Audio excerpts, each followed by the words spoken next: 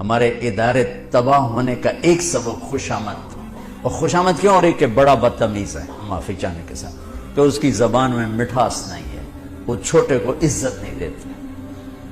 میرے نبی نے تو اولاد سب سے بڑی نوکر ہوتی ہے، یعنی باپ اگر بیٹے کو اللہ نہ کرے کسی بات پہ قتل کر دے تو شرعاً باپ پر قتل کی سزا نہیں ہے۔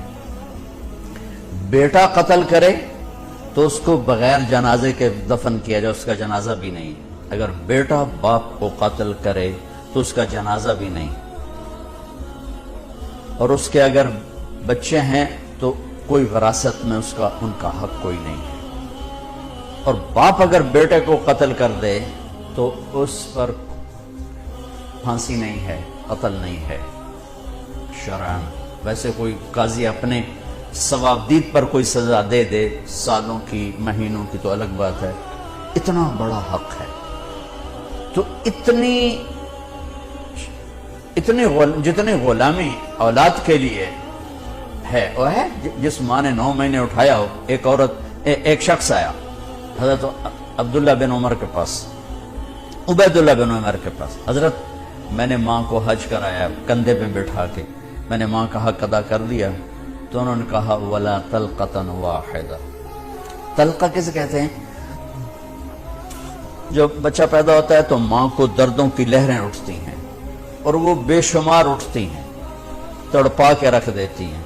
اس ایک لہر کو طلقہ کہتے ہیں۔ ایک لہر، جو ایک لہر اٹھ کے چلی جاتی ہے اور پیچھے دوسری آ رہی ہوتی ہے، اس ایک لہر کو طلقہ کہتے ہیں۔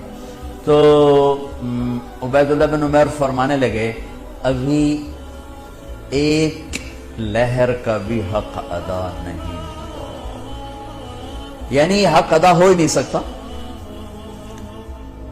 عبداللہ بن عمر سے کسی نے پوچھا حضرت میں نے اپنے ماں کو خراسان سے کندھے پہ بٹھایا، خراسان یہ جو ایران میں، اور میں مکہ پہنچا کندھے پہ بٹھا کے، سارا حج کرایا، تو میں نے ماں کا حق ادا کیا۔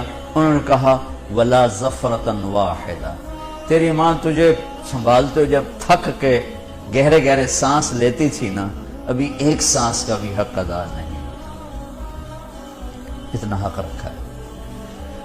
میں قربان جاؤں اپنے نبی کی سیرت پر، آپ نے فرمایا اکرموا اولادکم، اپنی اولاد کو بھی عزت دو، اپنی اولاد کو بھی عزت دو۔ ماتحت کو عزت دینا یا چھوٹوں کو عزت دینا تو اس سے بھی بڑی بات بن جاتی، جو تمہاری جن کو قتل بھی کر دو تو تمہارے اوپر کوئی مقدمہ نہیں بن سکتا ہے۔ آپ نے کہا اپنی اولاد کو عزت دو، کہ ان کے اندر عزت بھرو گے تو وہ واپس آئے گی۔ جب ہر وقت ڈنڈا چڑھا ہوا ہے، کتنا پڑھ لیا، کتنے اے آ گئے، کتنے بی آ گئے، کتنے سی آ گئے، جب ہر وقت ان کے سروں پہ یہ تلوار، 3 سال کے بچوں کو اسکول میں مائیں ڈال دیتی ہیں، ان سے بڑا ظالم کون ہوگا؟ 3 سال کا بچہ بھی اسکول جانے کے قابل ہوتا ہے، وہ تو ماں کی گود کے لیے ہوتا ہے۔ 7 سال تک میرا نبی کہتا ہے نماز پڑھنے کا نہ کہو۔ نماز جیسے فریضے کو جو سب سے زیادہ شریعت میں ہائی لائٹ ہوا ہے، 7 سال تک وہاں نماز بھی نہ، تو کیا کرو کہ پیار دو، چھاؤں دو، جھولی دو، گود دو۔ جو ماں 2 بچوں کو تنگ ہو کے اور جا کے اسکول پھینک آتی ہے کہ میری جان بخشی جائے، 30 بچوں کو ایک ٹیچر کیسے سنبھالے گا یا سنبھالے گی؟ اپنے بچوں کو اسکول ڈال دیا تو بیکن والوں کے پاس یا گرامر والوں کے پاس یا جتنے بھی اسکول ہیں ان کے پاس تو محبت کوئی نہیں، وہ تو ایک ڈیل ہو رہی ہے۔ ہمارے اسکول کے ہمارا جو نظام تعلیم ہے وہ کاروبار بن چکا ہے۔ معذرت سے ساتھ ہاتھ جوڑ کے کہتا ہوں، ہمارا نظام تعلیم نہیں ہے، ہمارے تعلیمی ادارے تو کاروبار بن چکے ہیں، ہمارے ڈاکٹر تاجر بن چکے ہیں۔ جب قوموں پہ زوال آتا ہے تو یہ چیزیں ظاہر ہوتی ہیں۔ ایسی ایک لطیفہ ہے کہ اچھا اوپر سے تنخواہیں تھوڑی،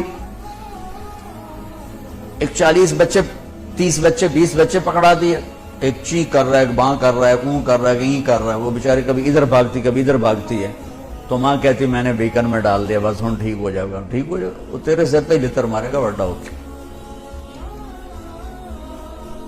ایک ٹیچر بچوں کو پڑھا رہی تھی، تھکی ہوئی اور تنگ آئی ہوئی، کہا بچوں بولو سی یو پی سپ۔ تو بچے کہنے لگے مس سی یو پی تو کپ ہوتا ہے، کہ نہیں بولو سی یو پی سپ۔ تو انہوں نے بچوں نے پھر کہا مس سی یو پی کپ ہوتا ہے، انہوں نے کہا اتنی تھوڑی تنخواہ میں سی یو پی سپ ہی رہے گا، کپ نہیں ہو سکتا۔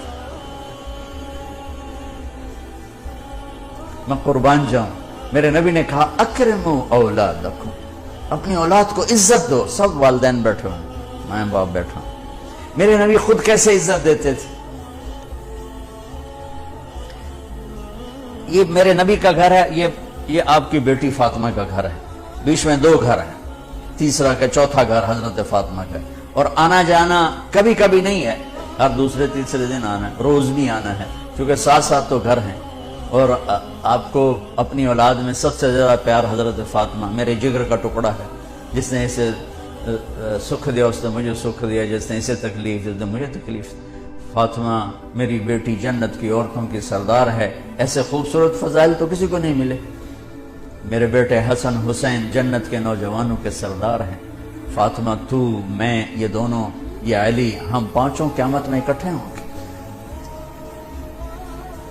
میرے نبی چیئر پر بیٹھے ہوئے ہیں، زمین پر بیٹھے ہوئے ہیں، چارپائی پہ لیٹے ہوئے ہیں، اور حضرت فاطمہ انٹر ہوتی ہیں، ہم سب والدین بیٹھے ہوئے ہیں۔ اس کے بعد آپ انالیسس کریں کہ ہم اپنے بچوں کو یہ پروٹوکول دیتے ہیں، اور عام طور پر بیٹے کو پروٹوکول زیادہ ملتا ہے، بیٹی کو تو ملتا ہی کوئی نہیں، وہ تو شروع سے ہی بیچاری رگڑے کھاتی۔ حضرت فاطمہ انٹر ہوئیں، آپ کی نظر پڑی، آپ کھڑے ہو جاتے، تعظیم میں کھڑے ہو جاتے تھے۔ ہم بڑوں کے لیے کھڑے ہوتے ہیں نا، ہونا بھی چاہیے، کوئی ادب احترام ہے، یہ ہمارا ایک کلچر ہے، بہت اچھا ہے۔ لیکن میرے نبی کیا کہہ رہے ہیں؟ بیٹی کے لیے کھڑے ہو رہے ہیں، اور کھڑے نہیں رہتے تھے، تیزی سے آگے بڑھتے تھے۔ تو اب میں نے لگام لگی، میں جا نہیں سکتا، وہ تیزی سے آگے بڑھتے تھے اور جا کر حضرت فاطمہ کا ہاتھ پکڑ لیتے تھے، اور ہاتھ پکڑ کے بوسہ لیتے تھے، پھر ہاتھ چھوڑتے نہیں تھے، ہاتھ پکڑے پکڑے یوں تشریف لاتے، اور پہلے کہتے بیٹھو یہاں، پہلے حضرت فاطمہ کو بیٹھاتے، اس کے بعد خود بیٹھتے تھے۔ یہ میرے نبی کی سیرت کے وہ پہلو ہیں جو آپ نے شاید کبھی نہیں سنے ہوں گے۔ چاند کا 2 ٹکڑے کر دیے، اس سے میرے نبی کی عظمت کا تو پتہ چلتا ہے، لیکن مجھے راستہ تو نہیں ملتا کہ میں نے زندگی کیسے گزار دی۔ ہم اپنے نبی کو بیان بھی کرتے ہیں تو معجزات کو بیان کرتے ہیں، جو ہمارے لیے اس میں عظمت تو موجود ہے، ایمان عقیدہ تو موجود ہے، لیکن رہبری تو یہاں سے ملے گی جو میں آپ کو نبی کی لائف بتا رہا ہوں۔ کھڑے ہو جاتے، اور حضرت فاطمہ بھی اپنے ابا کے ساتھ یہی کرتی تھی۔ پھر اولاد کا بھی رکھ کہ جو ہی اللہ کے نبی انٹر ہوتے، وہ بیٹھی ہیں، وہ لیٹی ہیں، وہ کوئی کام کر رہی ہیں، ایک دم بجلی کی تیزی کے ساتھ جاتی، اپنے باپ کا ہاتھ پکڑ کے بوسہ لیتی، پھر ہاتھ نہیں چھوڑتی تھی، ہاتھ پکڑے پکڑے پکڑے پہلے اپنے حبیب والد کو بٹھاتی، پھر اس کے بعد خود بیٹھتی تھی۔ میرا نبی چھوٹوں سے یوں کر کے دکھا گیا۔ آپ بڑے افسر اگر چھوٹوں کو عزت دیں گے تو آپ کے دفتر جھوٹ سے پاک ہو جائیں گے، آپ کے دفتر منافقت سے پاک ہو جائیں گے، آپ کے دفتر خوشامد سے پاک ہو جائیں گے، غلط فیصلوں سے پاک ہو جائیں گے۔ جب آپ کو کوئی مشورہ دینے والا صحیح مشورہ ہی نہیں دے گا تو آپ پر وہی تو آتی نہیں کہ آپ صحیح فیصلے کریں۔ ہمارے فیصلے کتنے غلط ہوتے ہیں آپ کو اندازہ ہی نہیں، کیونکہ آپ لوگ اسلام آباد میں بیٹھے ہیں، ٹھنڈے دفتروں میں بیٹھے ہیں، ٹھنڈے ایڈیٹوریم میں بیٹھے ہیں، کانفرنس بھی ٹھنڈے ایڈیٹوریم میں ہے، تو چکوالج کی ہو رہا ہے تو انہوں کی پتا، جہاں پانی کی بوند نہیں مل رہی، اوپر سے نظام ہو خوشامد والا تو تباہی ہے۔ عبد الملک ابن مروان اموی بادشاہوں میں، مروان کے بعد پہلا جب بادشاہ بنا تو جو جیسا بھی تھا، لیکن اس کی آپ بات سنیں۔ جب وہ بادشاہ بنا کہا بھی دیکھو چند باتیں میری سن لو، اپنی درباریوں سے کہا میری چند باتیں سن لو، کوئی میرے سامنے جھوٹ نہ بولے، جس کا جھوٹ ثابت ہو گیا وہ اپنی زندگی کی پھر خیر منائے، کوئی میرے سامنے خوشامد نہ کرے، میں جتنا اپنے آپ کو جانتا ہوں اتنا تم مجھے نہیں جانتے ہو، لہذا کوئی میری خوشامد نہ کرے، اور کبھی مجھے کسی کے خلاف نہ بھڑکایا جائے۔ میں بادشاہ بن چکا ہوں، میری تلوار نیام سے باہر ہے، اگر مجھے کسی نے غلط کسی کے خلاف بھڑکا دیا اور میری تلوار چل گئی تو صرف میں مجرم نہیں ہوں گا، وہ بھی مجرم ہوگا، پھر ان کی بھی نسلیں برباد ہوں گی، لہذا کوئی میرے سامنے کسی کی شکایت نہ کرے میرے سامنے۔